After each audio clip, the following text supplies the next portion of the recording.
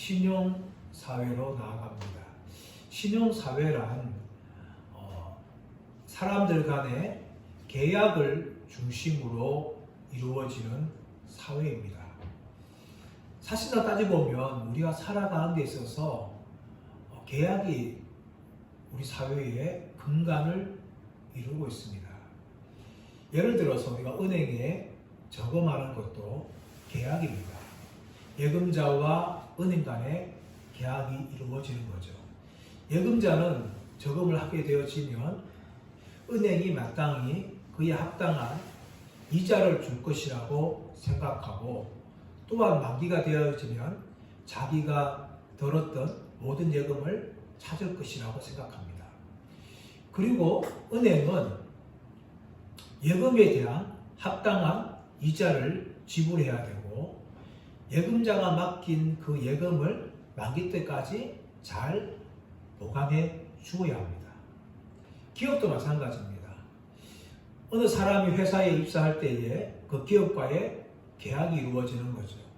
기업은 채용하는 직원에 대해서 합당한 연봉을 지불할 것을 약속을 합니다.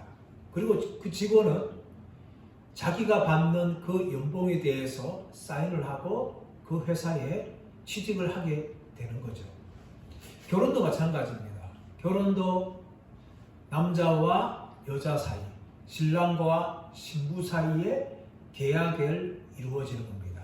평생 내가 당신과 함께 하겠습니다. 그런 교연서를 하면서 결혼을 하게 되어지는 거죠.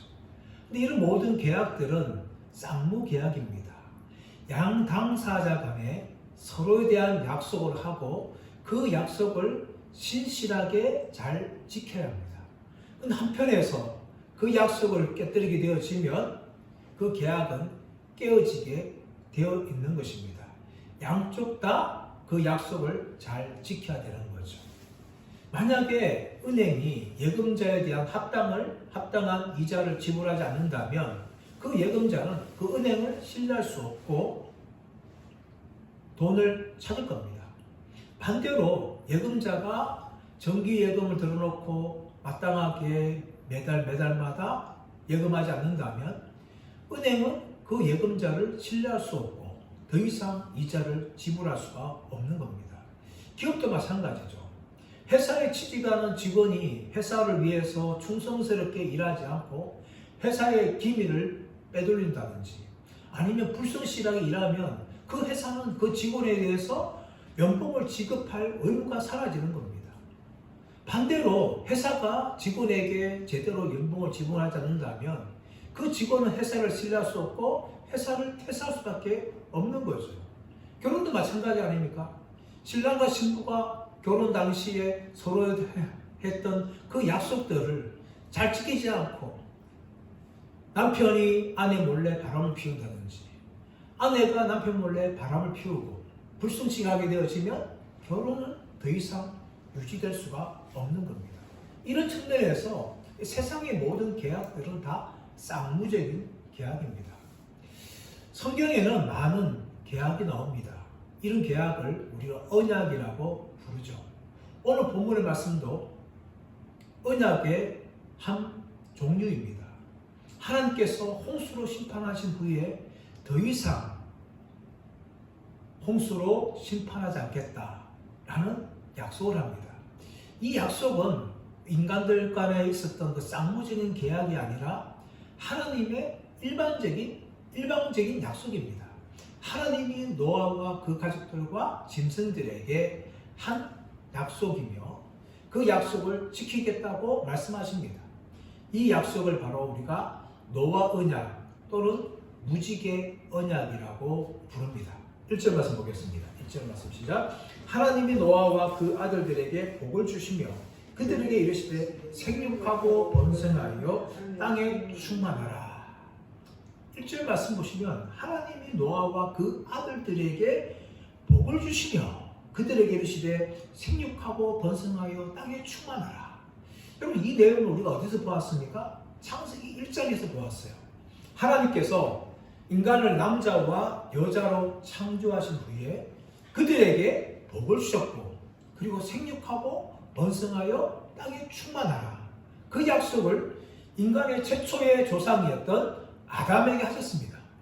그러므로 이 노아에게 한 약속을 통해서 노아는 누군가 하면 새로운 아담입니다.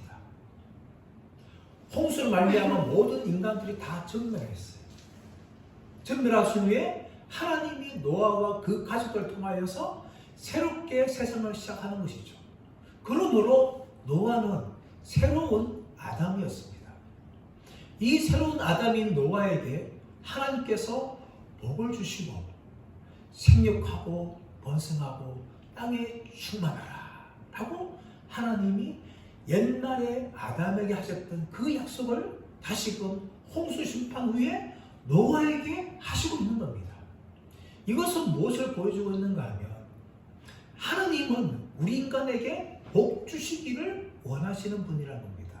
하나님은 우리 인간들이 멸망당하지 않고 하나님의 복을 받아서 생육하고 번성하고 땅에 충만하게 되기를 하나님이 원하셨다는 것입니다. 또한 하나님께서는 징계하시더라도 그 징계 가운데 긍휼을 베풀어 주신 분이라는 것을 우리가 알 수 있어요. 홍수 심판을 통해서 모든 인간들 전멸하였지만 완전히 인간을 다 전멸한 것이 아니라 노아와 그 가족들을 두시고 새로운 세상을 열어가시는 거죠. 그러므로 하나님은 징계 가운데서도 하나님은 긍휼을 우리에게 허락해 주신다는 겁니다. 그리고 더 나아가서 하나님께서는 우리 인간이 회개하기만 하면 언제든지 하나님께서 은혜를 베푸신다는 겁니다. 누가복음 15장 말씀 가보시면 창자가 아버지를 떠났습니다.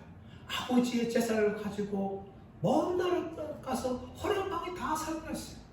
그러나 알거지가 된 후에 그 제사를 후회하고 발걸음을 돌이키고 아버지 돌아올 때에 아버지는 먼 발치에서 탕자가 돌아온 걸 보고 뛰어가며 껴안고 울고 탕자를 받아들이면서 새 옷을 입히고 가락지를 끼우고 그리고 송아지를 잡아서 잔치를 하면서 내 아들이 살아 돌아왔다 하면서 온 동네 사람들과 기뻐하는 겁니다. 이것은 하나님께서 죄인인 우리 인간들이 회개하기만 하면은 얼마나 용서하기를 기뻐하시는 모습을 우리에게 보여주고 있는 겁니다. 그러므로 하나님께서는 노아를 향하여서 생육하고 번성하여 땅에 충만하라 라고 말씀합니다. 그리고 이 말씀이 오늘날 다 이루어졌습니다. 노아와 그 가족들은 8명밖에 되지 않았어요.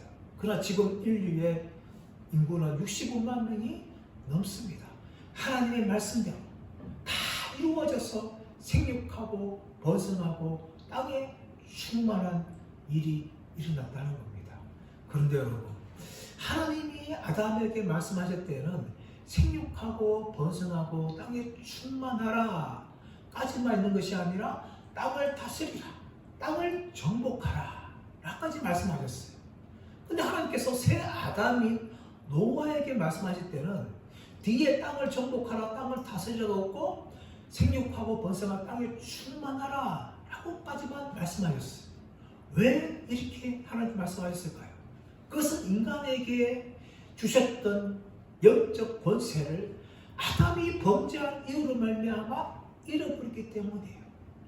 땅을 다스리고 땅을 정복하는 것은 모든 피조물 가운데 하나님께서 아담을 피조물들의 대표로 세웠기 때문입니다. 하나님을 대신하여서 이 땅의 인간 왕으로서 모든 피조물들을 다스리고 정복하는 권세를 가지고 있는데 이 권세가 범죄한 것으로 인하여서 상실되게 된 거예요. 뱀의 말에 속아서 아담과 하와는 하나님처럼 될 줄 알았는데 하나님처럼 되는 것이 아니라 하나님 주셨던 영적 권세마저도 다 잃어버린 이런 초라한 인간이 되고 말았던 거죠.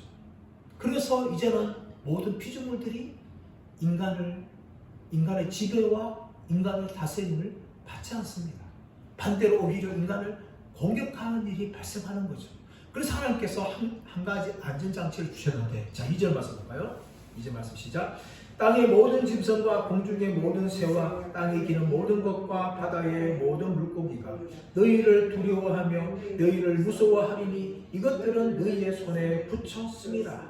하나님께서 이런 영적 권세를 다 잃어버린 인간들을 향하여서 한 가지 안전장치를 주시는 뭔가 하면 하나님께서 이 모든 것들을 뭡니까? 이 모든 것들이 사람들을 두려워하게 하시다. 두려워하게.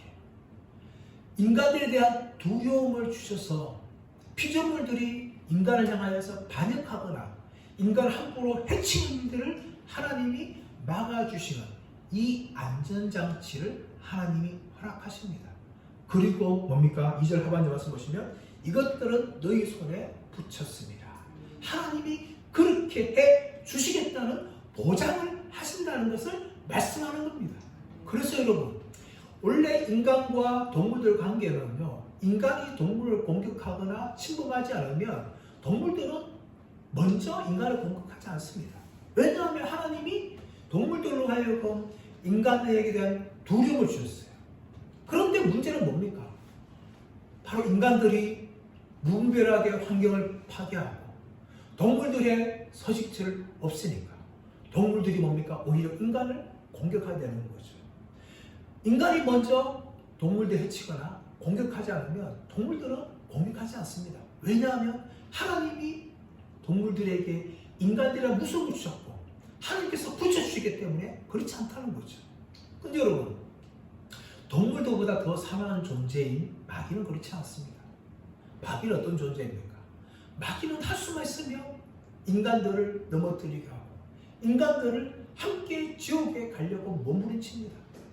그러므로 베드로전서 5장 8절에서는 근신하는 깨어라. 너희 대적 마귀가 우는 사자와 같이 두루다니며 삼킬 자를 찾고 있다. 라고 이야기하고 있는 거예요. 마귀는 우는 사자처럼 삼킬 자를 두루 찾고 있어요. 이런 마귀를 향하여서 성도들이 해야 할 일이 무엇입니까? 근신하고 깨어있는 거예요. 근신하고 깨어있는 거예요. 그리고 더 나아가서 믿음을 가지고 마귀를 대적해야 됩니다. 그럴 때 마귀를 이길 수 있는 거예요. 야고보서 4장 7절 이렇게 말씀하고 있습니다. 그런즉 너희는 하나님께 순복할지어다. 마귀를 대적하라. 그리하면 너희를 피하리라. 마귀를 우리가 이길 수 있는 비결은 무엇입니까? 마귀를 대적하는 거예요. 마귀를 대적하는데 우리는 우리의 힘으로 대적해서 이길 수가 없어요, 여러분. 마귀는 우리 머리에 있는 존재입니다. 우리보다 능력이 더 많은 존재예요. 우리 자신들이 마귀와 1대1로 싸워서 이길 사람은 아무도 없습니다. 근데 하나님께서는 이런 마귀와 싸워서 이길 수 있는 비결을 말씀하시는데 그것은 무엇인가 하면 하나님께 순복하는 거예요. 하나님 말씀에 순종하는 거이고 하나님을 나의 왕으로 인정하고 그 하나님을 따라갈 때에 마귀를 이길 수 있는 힘이 우리에게 나타나고 마귀가 우리를 피하게 된다고 말씀하는 겁니다. 그러므로 여러분, 마귀를 이기기 위해서 우리는 근신하고 깨어있어야 해요. 그리고 더 나아가서는 하나님 말씀에 순복해야 됩니다. 하나님 말씀에 순종해야 돼요. 그럴 때 마귀를 이길 수가 있는 겁니다. 왜 우리가 믿음의 사람들이 마귀에게 넘어가고 죄를 범합니까? 그것은 바로 하나님과 하나님 말씀에 순종하지 않았기 때문입니다. 아담과 하와를 보십시오. 뱀의 말을 듣지 않고 하나님의 말씀을 들었고 지켰다면 우리 인간들이 이렇게 초라한 존재가 되지 않았을 것입니다. 왜 아브라함이 이스마엘을 낳았습니까? 하나님의 말씀을 순종하지 않았다는 겁니다. 하나님께서 아브라함이 아들을 주시겠다고 말씀하셨는데 근데 아브라함은 자기의 힘으로 그 아들을 얻었어요. 그 결과 지금 인류는 이삭의 아들들 그리고 안에서 이 분쟁이 지금도 끊이지 않고 있는 겁니다. 이게 인류의 비극입니다. 지금도 마찬가지입니다. 오늘날 우리가 영적인 승리를 하기 위해서 다른 방법이 없어요. 우리는 하나님과 하나님 말씀에 순종해야 돼요. 그럴 때 하나님께서 우리 가운데 능력을 주시고 마귀가 우리를 피하여 가게 되어 있는 겁니다. 우리의 힘으로는 되지 않아요. 그러므로 우리가 하나님과 그분의 말씀에 순종해야 되는데 안타깝게도 수많은 믿음의 사람들이 이런 길에서 떠나가고 마귀의 유혹에 지금도 넘어가고 있는 겁니다. 우리 믿음 생활하면서 때로 우리가 가지고 있는 껍데기들을 자랑해요. 내가 오랫동안 신앙생활 했다는 거, 내가 믿음의 가정에서 태어났다는 거, 내가 또 교회에서 직분을 받았다는 거, 목사를 하는 거, 장로를 하는 거, 권사를 하는 거, 집사를 하는 거, 이런 것들을 자랑해요. 그러나 여러분, 마귀는 조금도 그런 껍데기에 두려워하지 않습니다. 마귀는 우습게 생각해요. 그래서 수많은 사람들이요, 목사든지 장로든지 집사 권사든지 수많은 믿음의 사람들이 성적인 유혹에 넘어가고 물질의 유혹에 넘어가고 명예욕심에 넘어가서 온갖 죄를 저지르고 있는 거예요. 왜 실패할까요? 왜 영적으로 넘어질까요? 탈길이 아닙니다. 우리의 힘으로 우리의 정력으로 이룰 수 있는 것이 아니라 오직 하나님 말씀에 순종하고 우리가 깨어있을 때만이 마귀를 대적할 수 있고 마귀가 우리를 피해갈 수 있는 겁니다. 그런데 우리가 그 말씀에 순종하지 않고 하나님께 의지하지 않고 우리의 것을 붙들거나 우리의 껍데기를 자랑할 때에 마귀는 우습게 생각하고 우리를 유혹하여서 수많은 죄에 넘어지게 한다는 겁니다. 이렇게 하나님께서 이제 모든 짐승들을 무섭게 하고 두렵게 하고 또 그들을 붙였다고 말씀하시면서 이제 하나님께서 더 약속을 하시고 명령한 내용이 나오는데, 자 3절 말씀 보시면 모든 산동물은 너희의 먹을 것이 될지라 채소같이 내가 이것을 다 너희에게 주노라. 홍수 심판 위에 하나님께서 약속하신 게 몇 가지가 있는데, 하나는 무엇인가 하면 모든 산동물, 살아있는 동물은 너희가 먹을 것이다. 채소같이 이것을 너희에게 주겠다 라고 하나님께서 공식적으로 말씀하는 겁니다. 그래서 인간들은 자유롭게 고기를 먹게 되는 거죠. 여러분, 이 홍수 후에 인간들이 왜 이렇게 고기를 먹어야 되는지, 하나님이 왜 허락해 주셨는지, 여기에 대해서는 몇 가지 이유가 있는 거죠. 하나는 홍수 심판 후에 먹을 거리가 많이 사라지기 때문입니다. 땅에 농사를 제대로 질 수 있습니까? 또 채소가 제대로 자랄 수 있습니까? 이런 상황에서 먹을 것이 제대로 없으니까 하나님께서 살아있는 동물을 먹으라고 허락했다는 거죠. 또 한 가지는 더 중요한 이유가 있는데, 홍수 심판 후에 인간의 기후가 달라졌다는 거예요. 인간의 환경이 달라졌다는 겁니다. 달라지는 환경과 기후에 인간들이 적응하고 살아가기 위해서는 더 많은 에너지가 필요했다는 거예요. 그래서 식물로만 되지 않고 하나님이 육식을 허락해 주셨다는 것입니다. 지금도 인간들은요, 고기를 먹어야 돼요. 연세가 드시면 드실수록 고기를 드셔야 됩니다. 단백질이 필요하다는 거죠. 가끔씩 이게 뭐 정육점이나 뭐 이런 식당 가보면 무슨 문구가 있는가 하면 인생은 고기에서 고기다 라는 문구가 있어요. 고기를 좋아하는 저로서는 참 동의합니다. 만약에 우리가 인생 살아가면서 고기를 못 먹는다면 너무나 끔찍한 거예요. 이 고기를 먹을 수 있는 자체가 참 하나의 복인데, 이것을 허락하신 이유는 인간이 살아가고 있는 자연 환경이 달라지기 때문에 인간이 그 환경 속에서 살아갈 수 있도록 하나님이 이 고기 먹는 것을 허락해 주셨다는 거예요. 또 한 가지 사절 말씀 보시면, 그러나 고기를 그 생명들은 핏째 먹지 말지니라. 하나님께서 살아있는 동물을 고기로 먹으러 주셨는데, 그 고기는 뭡니까? 핏째. 다시 말하면 피를 먹지 말라는 거예요. 피를 먹지 말라. 고기를 먹고 대신 피를 먹지 말라. 왜 피를 먹지 말라고 말씀합니까? 성경에 보시면 피는 뭡니까? 생명이라는 거예요. 생명. 그렇기 때문에 피를 먹지 말라고 말씀하시는데, 피를 함부로 먹다 보면 어떤 일이 발생하는가 하면 생명경시현상이에요. 생명경시현상. 그러므로 하나님께서 피를 먹지 말라 그렇게 말씀하셨고, 또 한 가지는 무엇인가 하면 또 위생상의 문제가 있어요. 이 동물들의 피 안에는요, 온갖 더러운 것들이 가득합니다. 그래서 그것을 먹게 되어지면 사람이 병에 걸리거나 죽을 수 있어요. 그리고 하나님께서는 인간의 생명을 보존하기 위해서 핏째 먹지 말라 그렇게 말씀하신 거죠. 또 세 번째가 나오는데 5절 6절 말씀 보겠습니다. 5절 6절 시작. 내가 반드시 너희의 피 곧 너희의 생명을 찾으리니, 짐승이면 그 짐승에게서, 사람이나 사람의 형제면 그에게서 그의 생명을 찾으리라. 다른 사람의 피를 흘리면 그 사람의 피도 흘릴 것이니 이는 하나님이 자기 형상대로 사람을 지으셨습니다. 하나님께서 지금 무엇을 명령하고 있어요? 사람을 죽이지 말라는 거예요. 사람을 죽이면 짐승에게서 그 피를 찾을 것이고 사람이면 사람에게서 그 피를 찾겠다 하면서 사람을 죽이는 이 살인에 대해서 금지한 거죠. 왜 살인에 대해서 금지했을까요? 함부로 사람 죽이다 보면 생육하고 번성하고 충만하라. 이 약속이 이루어질 수 없어요. 그렇기 때문에 함부로 죽이지 말라라고 말씀하신 거죠. 또 한 가지는 말씀에 나오지만 사람은 뭡니까? 하나님의 형상대로 지음받은 거예요. 그래서 사람을 죽이면요 하나님을 멸하는 것이 되게 되는 거예요. 하나님이 대적하는 게 되는 겁니다. 그러므로 사람을 죽이는 것은 하나님께서 그 피를 반드시 갚겠다. 짐승이면 짐승, 사람이면 사람이 찾겠다.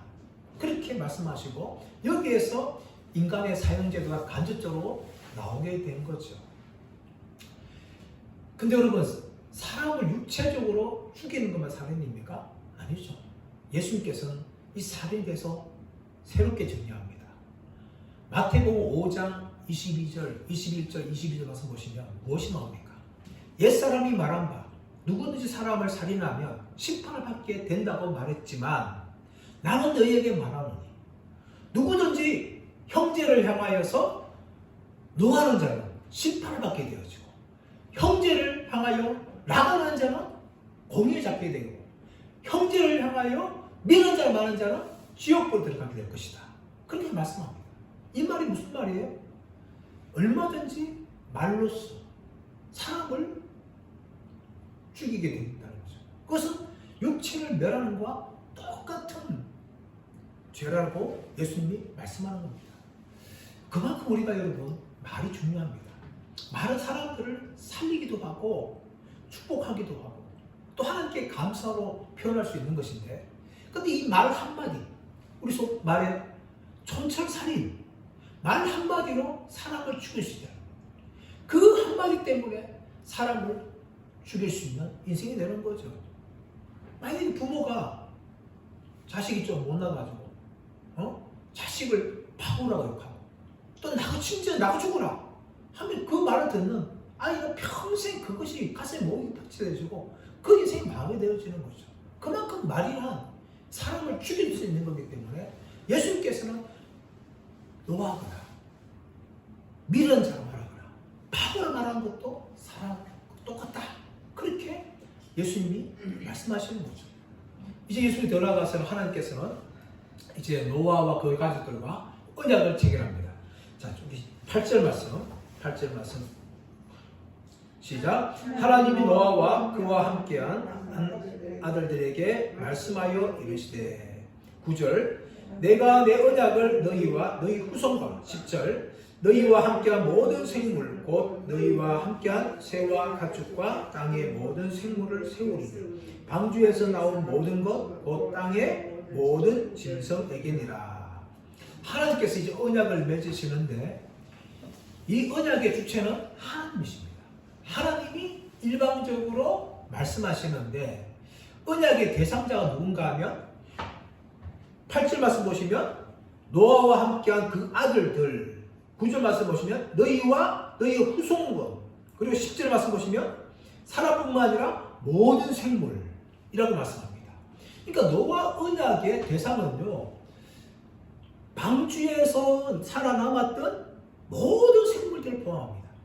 노아와 그 가족들과 또 앞으로 태어날 모든 후손들과 그리고 방주에 탈 모든 생물들과 이 생물 통해서 생육하고 번성하게 될 이 땅에 있는 모든 생물들을 향한 언약이 바로 노아 언약이라는 노아 언약. 그것이 바로 언약의 대상자가 모든 생물들이라는 것을 이야기하고 있는 겁니다.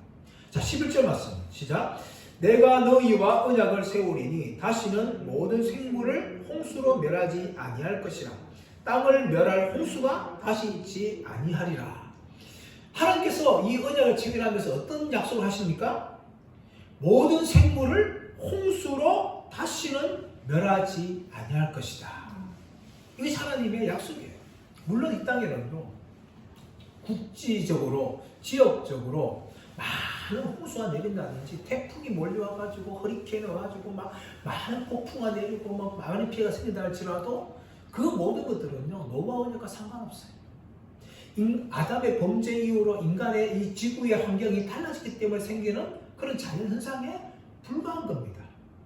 하나님께서는 홍수로 다시금 멸하지 않겠다 분명히 약속하시기 때문에 아무리 태풍이 불고 허리케인이 불고 뭐 이런 것도 불어서 막 폭풍이 일어나고 비가 억수로 내린다 할지라도 하나님은 결코 홍수로 멸하지 않겠다. 인간 전체, 지구 전체를 멸하지 않겠다고 약속하시는 거죠. 그 약속을 하시면서 하나님께서는 증거를 하시는데, 자, 우리 12절 13절 시작. 하나님이 이르시되 내가 너희와 및 너희와 함께하는 모든 생물 사이에 대대로 영원히 세우는 언약의 증거는 이것이니라. 내가 내 무지개를 구름 속에 두었나니 이것이 나와 세상 사이의 언약의 증거니라. 아멘. 하나님께서 이 노아와 모든 생물을 향하여서 이제 언약을 말씀하시면서 언약의 증거를 주시는데 그 증거가 뭡니까? 하늘에 있는 무지개라는 무지개. 이런 무지개는 1차적으로 자연현상입니다. 비가 내린 후에 공중에 있는 수증기에 햇빛이 비칠 때에 생기는 자연현상이 무지개죠. 근데 이 무지개는요, 아마도 무엇과 같은가 하면 활 모양 같습니다. 활 모양. 히브리어로 이 무지개나 활이라는 의미하는 단어가 캐세트라는 거예요. 캐세트. 이 캐세트가 활이라는 의미도 있고 무지개라는 의미도 있어요. 근데 활이 전쟁을 할 때 상대방 쏘지 않습니까? 근데 하나님께서는 이 활과 같은 무지개를 하늘에 두시는데 땅을 향하여 두시는 것이 아니라 무지개 모양, 활 모양으로 하늘을 향하여 두신다는 거죠. 이 말은 무슨 말일까요? 활 모양이 반대라면 하나님이 이 땅을 향하여 계속해서 심판하시겠다, 전쟁하시겠다는 선언인데 그 활 모양이 지구를 향하여 있는 것이 아니라 하늘을 향하여 두심을 통하여서 내가 너희를 더 이상 홍수로 영원히 멸하지 않을 것이다 라는 약속을 이 무지개를 통하여 주시다는 것이죠. 그것이 바로 무지개입니다. 이 무지개를 통해서 볼 때마다 하나님이 무엇을 생각하시는 거예요? 이제 내가 너희를 물로 심판하지 않겠다 라는 하나님께서 기억하시겠다 말씀합니다. 자, 14절 15절 시작. 내가 구름으로 땅을 덮을 때에 무지개가 구름 속에 나타나면 내가 나와 너희와 육체를 가진 다시는 물이 모든 육체를 멸하는 홍수가 되지 아니할지라. 아멘. 이제 비가 온 후에 무지개가 생기면 하나님이 그 무지개를 보시고 내가 너희와 맺었던 언약을 기억할 것이다. 그래서 내가 다시는 육체를 물로 홍수로 멸하지 않겠다 라고 말씀하십니다.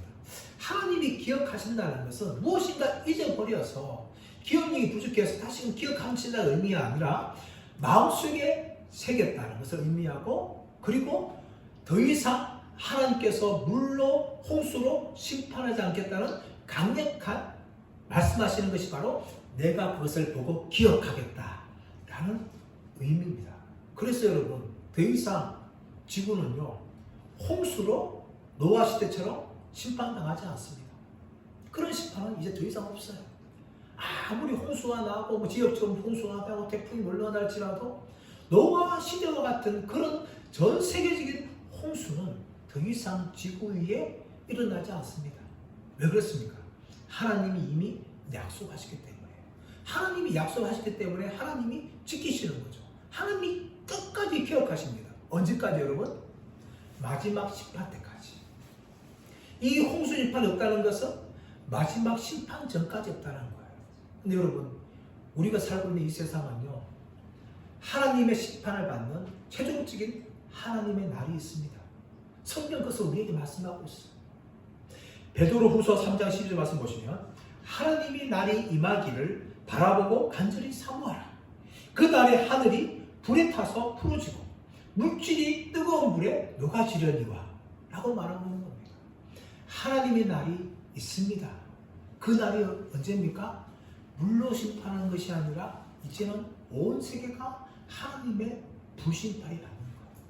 이 지구에 있는 모든 것들이 다 불타고 녹아진다는 거예요. 그때가 있다고 분명히 성경은 우리에게 말하고 있는 겁니다. 그러므로 예수님께서 마태복음 25장에서 말한 것처럼 열처녀 비유처럼 우리는 깨어있는 다섯 처녀가 돼야 돼요. 그리고 여러분, 이 불심판 피하기 위해서 사람들이 어떻게 해야 됩니까? 십자가를 피해야 돼요. 예수 그리스도께서 죽으신 그 십자가의 공로 아래로 피할 때만 이 하나님의 불심판에서 벗어날 수가 있는 거예요. 6월절 날에 어린 양의 피가 바른 집에 하나님의 심판이 넘어갔던 것처럼 어린 양 예수 그리스도 아래로 피하는 자들만이 하나님의 이 최종적인 심판에서 벗어난다는 거예요.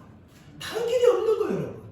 노아 홍수 시대에 방주 안에 들어갔던 노아 가족들과 생물들만이 구원받은 것처럼 십자가 아래 피할 때만, 피한 사람들만 하나님의 심판을 벗어날 수가 있다는 겁니다. 그러므로 고린도전서 1장 18절에서는 십자가의 도가 멸망한 자들은 미련한 것이요 구원을 얻는 우리에게는 하나님의 지혜다. 십자가에 죽으신 예수 그리스도만이 구원을 주시는 하나님의 유일한 길이라는 것을 성경을 말씀하시고 최종 심판이 오기 전에 속히 피하라고 성경은 우리에게 말씀하고 있는 것입니다. 이제 말씀의 결론을 맺기 원합니다. 예수님은 어떤 분이십니까? 예수님은 구원의 방주입니다. 구원의 방주이기 때문에 우리는 그 방주 안으로 들어가야 합니다. 또 예수님은 생명의 떡입니다. 생명의 떡이기 때문에 우리는 그 떡을 먹어야 합니다.